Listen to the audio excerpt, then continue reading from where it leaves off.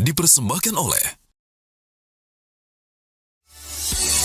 Mudik Lebaran menjadi momen yang sangat krusial. Setiap tahunnya jutaan kendaraan melalui ruas-ruas jalan tol utama. Menghadapi mudik Lebaran tahun 2026, PT Jasa Marga Persero Tbk telah mempersiapkan berbagai inovasi dan juga strategi untuk memastikan bahwa mudik Lebaran tahun ini akan berjalan dengan aman dan juga lancar.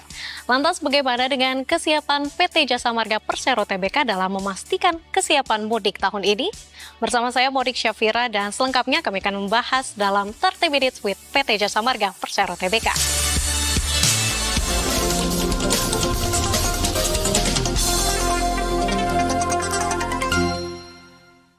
dipersembahkan oleh Dan pemirsa, untuk membahasnya lebih lanjut bagaimana kesiapan PT Jasa Marga Persero Tbk dalam menghadapi arus mudik Lebaran tahun ini, sudah bersama kami Direktur Utama PT Jasa Marga Persero Tbk, Bapak Rifan Ahmad Purwantono. Bapak, bagaimana kabar hari ini, Pak? Alhamdulillah sehat dan harus sehat. Alhamdulillah luar biasa. Bapak, sebelumnya terima kasih ya Pak sudah bergabung bersama kami bersama BTV. Dan sebelum saya bertanya lebih jauh nih Pak, bagaimana kesiapan PT Jasa Marga Persero Tbk begitu ya dalam menghadapi kesiapan arus mudik Lebaran tahun ini. Kalau saya boleh bertanya menjelang arus mudik Lebaran, kira-kira seberapa besar proyeksi lonjakan kendaraan di ruas tol yang dikelola oleh Jasa Marga pada tahun ini? Ya, jadi mengikuti dari lamanya operasi dari Kementerian Perhubungan maupun Korlantas, kami sudah membuat beberapa simulasi termasuk dengan prediksi. Sebelumnya ketika diprediksinya sekitar 22 hari, kita sempat terhitungkan 3,5 juta. Tapi kemarin sudah ditentukan bahwa Pak Menteri Perhubungan menentukan bahwa waktu operasinya adalah H-10 dan H+10. Sehingga sudah kami simulasikan akan ada kendaraan yang melintas di dalam mudik ini adalah 3,5 juta kendaraan. Artinya ini sudah terhitung dan dibanding normal ini lebih tinggi atau naik 17,2%. Tapi kalau dibanding dengan 2025 itu naik sebanyak 17, sekian atau tepatnya sih 1,8%. Dan dari semua pergerakannya 50% ke arah timur, yaitu melewati Bandung, yaitu Cikampek sampai dengan Trans Jawa. Sementara yang 28% ke arah Merak. Kemudian sisanya 21% ke arah Bogor. Nah, yang paling penting diantisipasi adalah yang 50% ke arah timur ini 57%-nya adalah ke arah Trans Jawa, 43%-nya ke arah Cipularang. Pertemuan inilah yang harus kita antisipasi, apalagi kemudian kita melihat pada waktu-waktu yang sangat kami nyatakan sebagai puncaknya, maka harus kami perhitungkan kapan diberlakukan rekayasa lalu lintas bersama Korlantas Polri. Oke, baik Pak. Berdasarkan data Jasa Marga yang kami himpun, yang tadi Bapak juga sampaikan bahwa trafik mudik Lebaran 2025 ini mengalami peningkatan begitu ya dibandingkan dengan tahun sebelumnya. Lantas dengan tren ini, seberapa jauh sih Pak kesiapan Jasa Marga mengantisipasi lonjakan volume kendaraan pada mudik 2026 ini? Ya, beberapa kita siapkan dari 25 posko. Yang pasti bahwa 1.295 km kita siap. Seluruh gerbang juga kami siap. Dan kami juga sudah menguji dari JMTC, yaitu Jasa Marga Toll Road Command Center-nya, dengan fungsi kameranya, fungsi function yang lainnya, termasuk pemberian pesan atau dynamic message send-nya. Tidak kurang itu saja, tapi kita juga melengkapi dengan lebih dari 500 kendaraan dari patroli, dari MCS, support, rescue, derek, dan sebagainya yang akan kita siapkan, akan kita siagakan. Jadi kami pastikan bahwa semua roadster, kami menyebut sebagai insan Jasa Marga ini sebagai roadster, 8.000 roadster ini siap, ya, standby dari H-10 sampai dan H+10 dengan fungsi dan tugasnya masing-masing untuk memastikan 3,5 juta masyarakat yang melakukan perjalanan mudik bisa berjalan dengan baik dan lancar. Oke. Pak, biasanya kalau di arus mudik Lebaran ini nih, kira-kira ruas mana aja sih Pak yang paling rawan yang mengalami kepadatan? Dan kira-kira ada nggak sih Pak strategi khusus dari Jasa Marga untuk mengantisipasi titik-titik krusial tersebut nih Pak? Ya, ada beberapa tipe. Yang pertama adalah tipe-tipe yang ketika ada penyempitan jalan atau ada penggabungan jalan. Betul. Karena tidak bisa dipungkiri bahwa beberapa ruas kan ada yang 3 jalur atau 3 lajur, menjadi tinggal 2 atau yang 4 menjadi 2. Salah satu adalah itu penting, terutama ketika di 48 pertemuan dari MBZ dengan Jakarta atau Japek Bawah. Ini penting dilakukan terhadap pengaturan dan biasanya diperlukan rekayasa lalu lintas kalau terjadi kepadatan. Di lain itu kita ada beberapa contoh, misalkan bicara Jagorawi, ini ada beberapa dari sejak 21B ya, kemudian 45 di SS dan Cipularang Padel ini juga ada beberapa rest area. Memang ada beberapa yang di rest area karena masyarakat selalu kan menginginkan tempat rest area, sementara sampai hari ini kapasitas rest area normal kan hanya mencapai 500 kendaraan. Dan sehingga ada beberapa buka tutup atau pengalihan, dan ketika pengalihan ini kemudian beberapa masyarakat melakukan penghentian di pinggir jalan.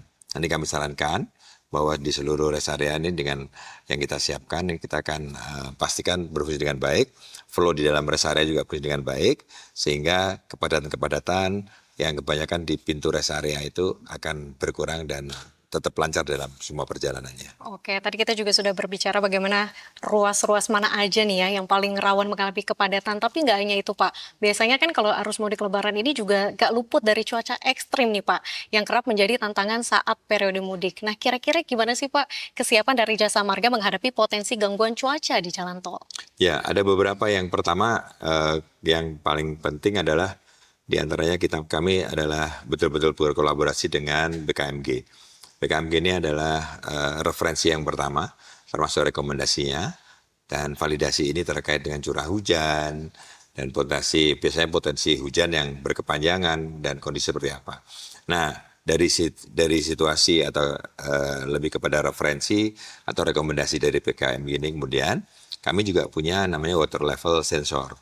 Jadi semua di tempat ruas kami yang ada jembatannya dan kemudian ada potensi sungai-sungai atau yang akan muncul, selalu kita pastikan bahwa kita punya early warning systemnya dengan water level sensor ini, agar dipastikan ini bisa diberitahukan lebih dulu, sehingga antisipasi rekayasa lalu lintas juga bisa dilakukan baik.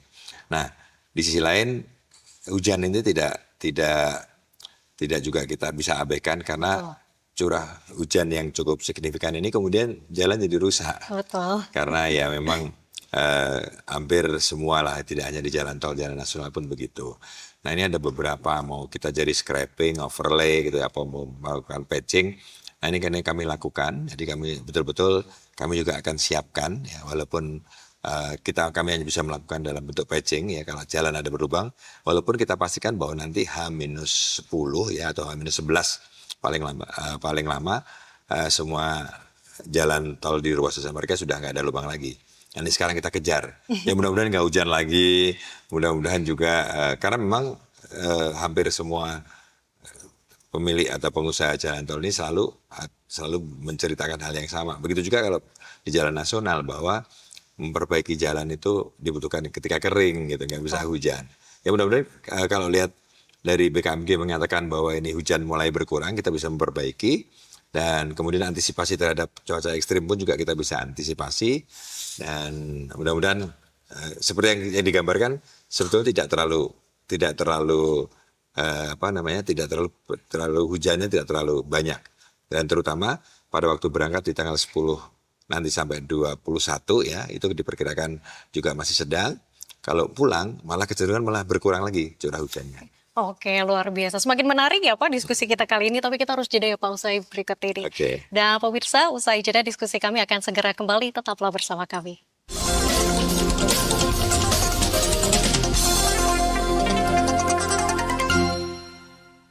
Dipersembahkan oleh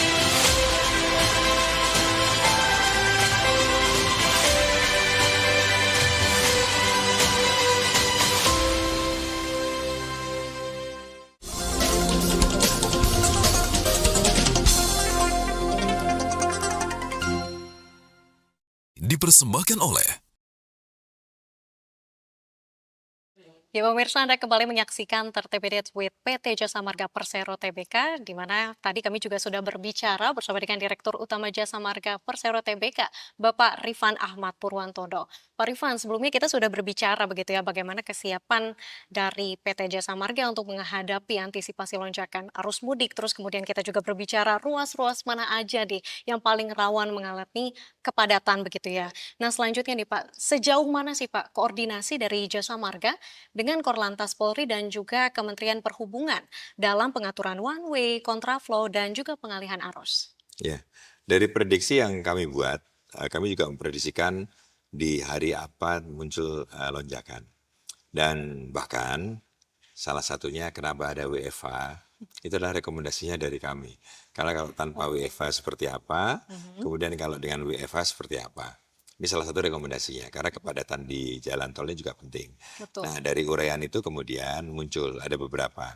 Contoh misalkan, kami memprediksi bahwa kemungkinan tanggal 12 Maret itu sudah mulai, karena ada yang mulai Kamis. Tetapi puncaknya adalah biasanya di Jumat 13 maupun di Sabtu tanggal 14. Oke. Jadi, tapi ini juga masih banyak yang tidak berangkat di awal-awal. Tapi paling penting adalah ketika puncak mudiknya adalah H-3 biasanya. Jadi tanggal 18 Maret. Nah, di dalam prediksi inilah kemudian kami selalu komunikasi dengan Pak Menhub langsung maupun dengan Pak Kakor Lantas gitu. Kami bertiga itu biasanya satu tim ya. Dan kemudian pada waktu itu mengambil kebijakan seperti apa. Apakah diperlukan kontraflow atau tidak gitu. Nah, kebijakan-kebijakan ini juga merupakan kebijakan yang disiapkan sebelumnya.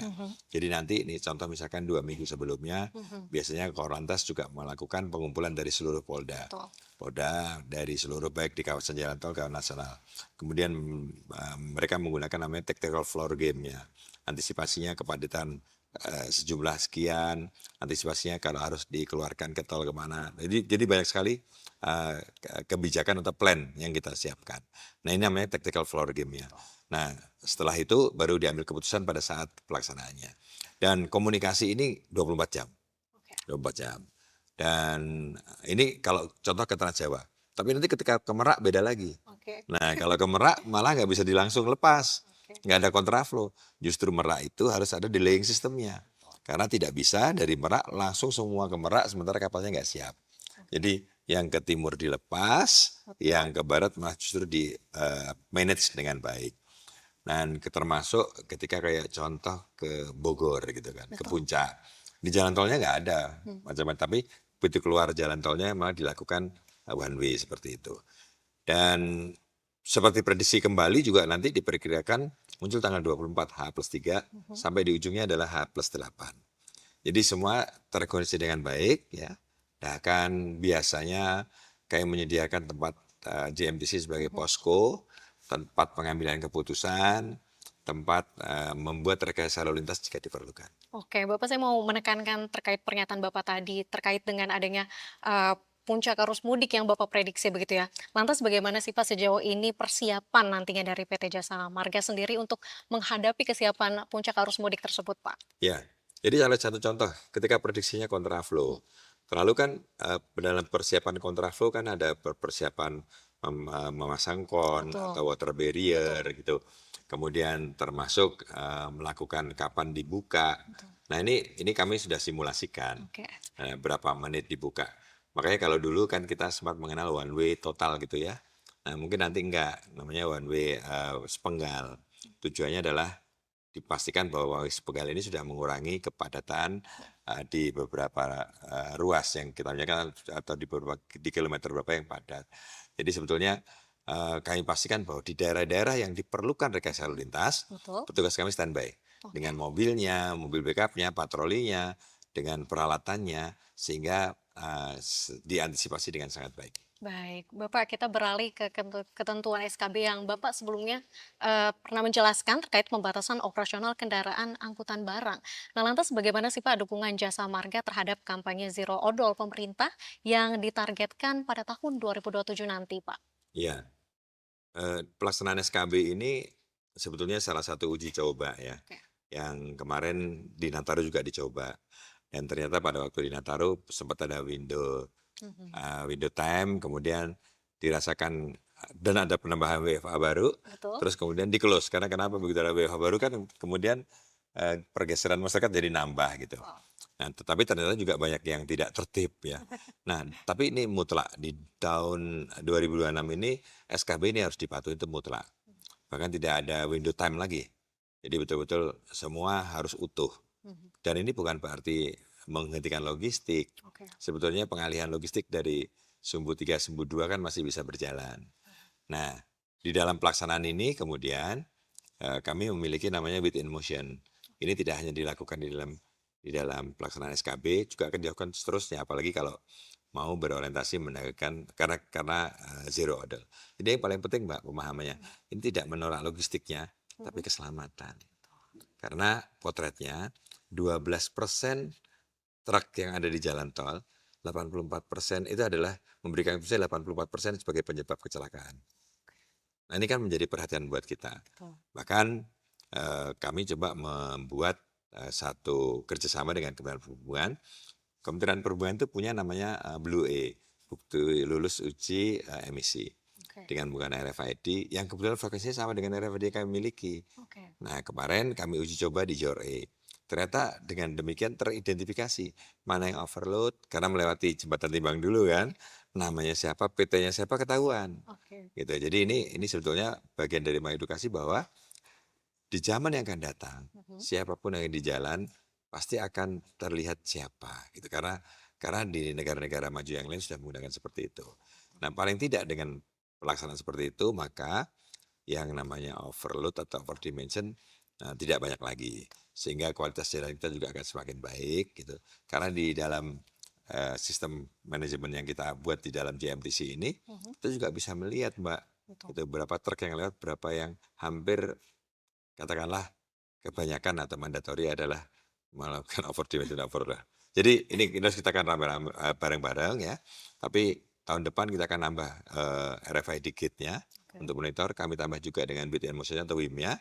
Sehingga kami tidak bisa melakukan, pasti kami tidak melakukan peneguran, tapi kami punya data yang bisa dijadikan sebagai dasar pemberian edukasi kepada pemilik truk atau pengguna truk untuk bisa mencapai di bebas odol di 2027. Oke, luar biasa Bapak. Saya mau bertanya terkait dengan rest area yang menjadi salah satu penyebab perlambatan arus karena penumpukan kendaraan. Nah, kira-kira apa sih Pak inovasi dari Jasa Marga dalam pengelolaan rest area selama mudik Lebaran 2026 nanti? Bagaimana kolaborasinya dengan BUMN lainnya, Pak? Ya, yang pertama sebelum adanya Lebaran atau mudik ini kemarin kami pastikan bahwa seluruh toiletnya berfungsi dengan baik. Karena penting, karena TIP itu adalah satu toilet, kedua tempat parkir untuk rest, dan ketiga adalah akses. Nah, ini yang kita pastikan. Jadi kami semua pastikan itu berproses, disiapkan dengan baik. Nah, kemudian yang kedua, sekarang ini juga kami selalu mengingatkan Pertamina terkait dengan kapasitas BBM. Karena ini biasanya kalau di BBM ini kan penting ya untuk ngisi gitu ya. Tetapi tidak kalah penting ketika ternyata penuh, Pertamina juga siapkan motor untuk bisa mensuplai melalui jalan tol ya ketika padat bensin habis. Nah itu akan disuplai dengan motoris tersebut. Nah kesatuan dari seluruh pelayanan ini termasuk dengan SPKLU. SPKLU juga begitu, sebelumnya 140, sekarang hampir 180. Dan kemarin PLN juga datang ya kan dan berkomitmen untuk bisa membangun SPKLU menambah lagi ya, terutama SPKLU yang nambah di masa yang akan datang untuk dimanfaatkan oleh pengguna listrik mobil listrik yang bertambah. Jadi keseluruhannya tempat rest area kita rejuvenasi juga, perbaiki tentang restorannya gitu ya. Jadi restorannya tetap harus ke masyarakat ya. Yang namanya UMKM ini kemarin kami juga melihat bahwa ketika disebut UMKM kadang kan merasa sebagai restoran kecil gitu. Kemudian UMKM ini kita rangkul dengan nama misalkan sekarang kan di rasa Pasar Nusantara bersama BUMN salah satu dari Sarinah atau membuat nama katakanlah Rasa Nusantara apapun. Justru kita ingin mengangkat bahwa retail yang berusaha di rest area itu bisa dioptimalkan, bisa tingkatkan performanya sehingga masyarakat akan menikmati rest area dengan makanan khas tapi juga ditawarkan dengan pelayanan yang baik. Oke, baik Pak. Nantinya saya juga akan bertanya bagaimana di upaya Jasa Marga dalam meningkatkan keselamatan para pemudik, namun usai jeda berikut ini. Dan pemirsa jangan kemana-mana, tetaplah bersama kami.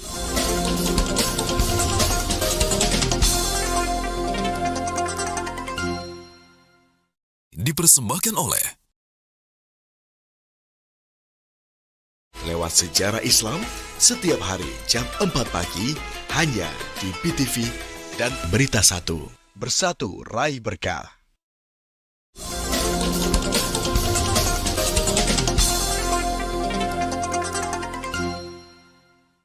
dipersembahkan oleh Ya pemirsa, terima kasih Anda masih bersama kami di 30 Minutes with PT Jasa Marga Persero Tbk, dan kami masih akan melanjutkan diskusi kami bersama dengan Direktur Utama Jasa Marga Persero Tbk, yakni Bapak Rifan Ahmad Purwantono. Pak Rifan, saya mau bertanya mengenai bagaimana proyeksi nih Pak peningkatan volume kendaraan pada mudik 2026. Kira-kira apa sih Pak inovasi teknologi yang telah disiapkan oleh Jasa Marga dalam upaya meningkatkan keselamatan para pemudik nih? Ya, jadi sebelumnya selalu mempunyai command center itu adalah memonitor kamera, memonitor pergerakan, kelancaran dan sebagainya. Kami tidak hanya berhenti di situ, kami mencoba mengembangkan masuk di dalam kategori Intelligent Transport System atau ITS. Nah, ITS ini kita support dengan namanya Motorway Incident Detection and Automation Signaling. Jadi ini kita sebut dengan MIDAS singkatannya. Jadi dua itu pengembangan teknologi yang digunakan tidak hanya sebagai melihat saja, Betul. tetapi juga bisa mengambil keputusan. Salah satunya adalah kami menggunakan, kenapa tingkat akurasi di Nataru juga validasinya tinggi. Betul. Karena sebagian kamera yang dari 3.500 kameraan itu, sebagian kita tingkatkan menjadi menggunakan ITA. ITA itu adalah Intelligent Traffic Analysis. Nah, ini dia bisa memiliki akurasi sampai dengan 95-97%. Jadi identifikasi dengan high speed bisa dimonitor, ya kan. Kemudian mobil klasifikasinya juga bisa dimonitor. Jadi sangat mempercepat gitu. Dan di sisi lain, kami juga mengembangkan namanya Incident Management System atau IMS. IMS itu adalah bagian dari upaya kami bahwa berhenti di bahu jalan itu membahayakan, melewati membahayakan. Kita identifikasi. Kemudian speed cam juga sama. Speed cam ini udah tingkat akurasinya dengan kualitas 4K, kelihatan nopolnya, kelihatan penumpangnya gitu ya.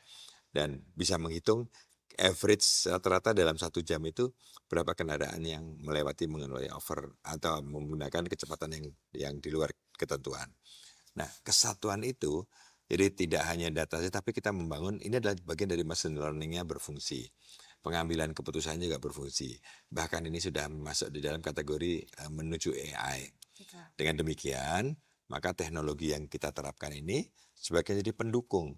Bagaimana memastikan bahwa seluruh masyarakat melewati ruas jalan tol ini kemudian merasakan bahwa mereka nyaman, terlindungi dan terlayani dengan baik. Tapi tidak diberhenti saja, bahwa ketika kami punya aplikasi yang bisa kita manfaatkan, kami juga membuka untuk masyarakat bisa mencoba dengan aplikasi ini Travoy. Nah, ini aplikasi ini adalah bisa download, bisa melihat kamera, bisa melihat semuanya, termasuk ada perbaikan lalin dan bahkan bisa menggantikan resi dengan resi digital. Nah, ini terbukti di dalam Nataru kemarin ketika kami launching, ternyata usernya bertambah. Ketika user bertambah, dengan penumpang yang dengan kendaraan yang lewat itu lebih kurang sama, sekitar 201.000 kendaraan, yang dimana tanggal 24 pada waktu arus mudik Nataru itu kemudian kita melakukan kontraflow, pada waktu arus balik itu tidak ada kontraflow. Artinya masyarakat kami berikan literasi, kami berikan edukasi bahwa silakan diambil keputusannya. Pada waktu jalan padat bisa diambil. Nah, kemajuan teknologi ini adalah betul-betul dibangun untuk know our customer, ya kan, tahu tentang ekspektasinya, bahkan bisa juga melakukan komunikasi dengan kami, membutuhkan towing bisa, gitu ya. Jadi banyak sekali fitur yang bisa dimanfaatkan. Dengan demikian, dengan teknologi ini tidak hanya masyarakat bisa menikmati manfaatnya, kami pun juga akan bisa tahu bahwa potensi kepadatan di setiap ruasnya, pergerakan jalan di setiap ruasnya akan diantisipasi terlebih dahulu. Jadi bukan kaget ketika terjadi kepadatan. Oke, tapi Pak kalau kita coba tarik pada mudik tahun sebelumnya begitu ya. Sebagian pengguna jalan ini masih mengeluhkan kurangnya informasi secara real time begitu ya. Apakah upaya dari Jasa Marga untuk meningkatkan kualitas informasi lalu lintas bagi pemudik ini seperti apa sih, Pak? Ya, memang ini banyak sekali yang mereka menanyakan walaupun sekarang kita rubah gitu ya. Salah satu contoh begini, call center kami yang sebelumnya 14.080, sekarang kami rubah. Kemudian pemerintah terima kasih ini, Ibu Menteri Komdiji yang memberikan Biasa. nomor spesial bersama saya dibantu Pak Wamen, para dirjennya. Jadi kami mendapatkan nomor 133. Mhm. Jadi kami mendapatkan nomor 133 untuk call center. Ini keren banget. Wih, Satu hari sekitar hampir 600, apalagi nanti kalau di menjelang mudik itu bisa lebih dari 5.000. Silakan masyarakat bisa menggunakan informasi untuk meminta informasi dengan melalui 133 atau 14.080. Tetapi bagi yang belum mencoba Traffic, boleh coba. Ini bukan komersial. Ini bagian dari pelayanan kami. Coba saja melakukan download aplikasi Traffic, dan di situ akan terlihat gitu. Jadi bahasanya dengan kameranya, nggak usah kepo ada macet ada apa gitu kan. betul. Bahkan ada perbaikan jalan juga tahu, kita juga tahu antisipasinya. Dan termasuk bagaimana kondisi rest area, ya, dan bahkan ada satu lagi yang kami kembangkan, ada panic button. Jadi kalau ada apa-apa tinggal cukup panik, Pak patroli akan datang untuk membantu. Ini yang kami ingin bahwa ketika seluruh pengguna jalan tol itu masuk di ruas tol Jasa Marga, mereka ada engagement dengan kami, mereka merasakan bahwa kami benar-benar bagian dari, kalau kami sebut, kami ini adalah bagian dari jembatan hati, menyambungkan atau menggabungkan para pengguna jalan untuk maksud yang berbeda-beda, Betul. silaturahmi, ya kan, bekerja dan sebagainya. Tetapi keadaan ini kadang akan dilewati dengan tanpa punya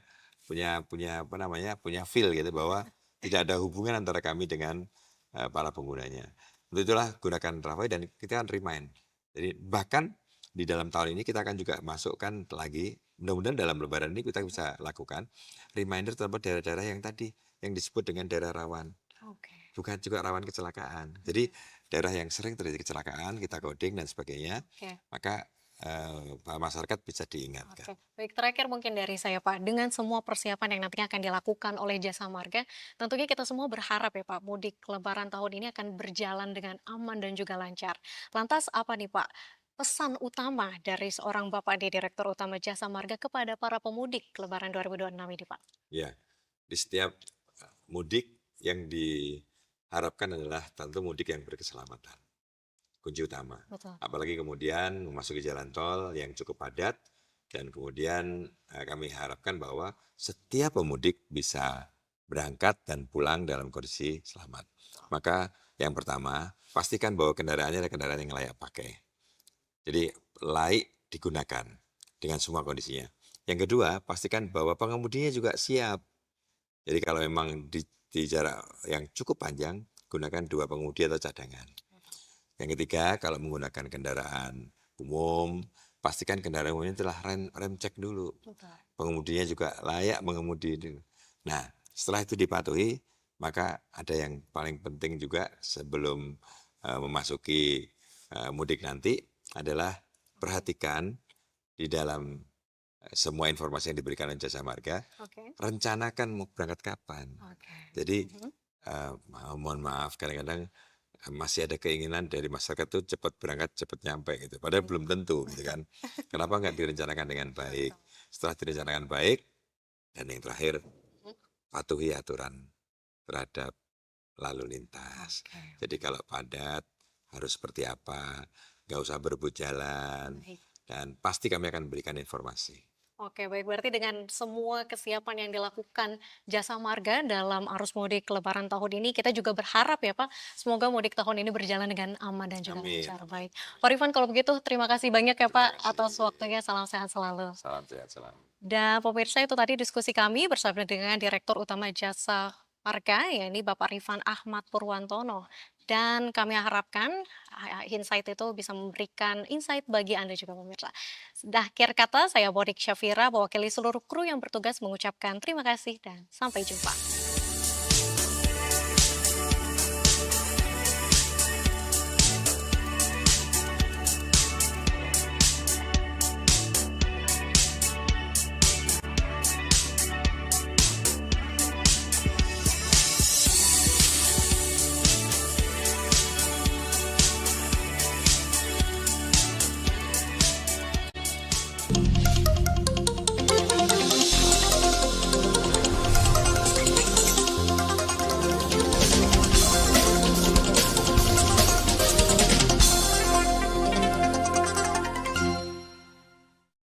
dipersembahkan oleh